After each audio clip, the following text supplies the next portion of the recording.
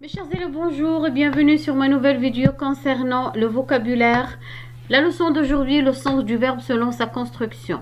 Avec cette leçon, on va clôturer, Inch'Allah, le domaine du vocabulaire pour cette année. Je continue.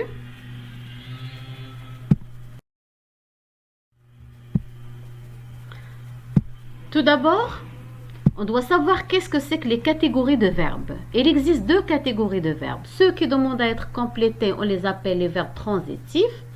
Et les verbes qui le refusent, ça veut dire qu'ils refusent d'être complétés par un complément d'objet. Et je les appelle verbes intransitifs.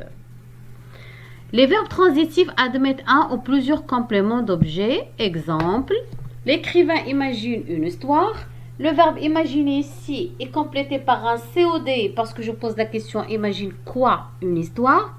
Alors le verbe ici c'est un verbe transitif direct. L'écrivain pense à son histoire.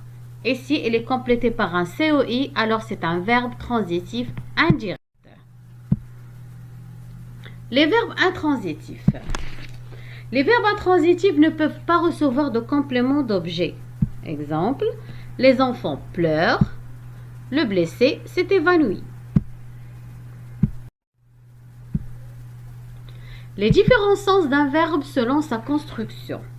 Le verbe sans complément, c'est un verbe intransitif. Les enfants parlent, le sens du verbe parler, ça veut dire quelque chose. Depuis une semaine, Jules et Malika ne se parlent plus. Ça veut dire ils ne s'adressent pas la parole.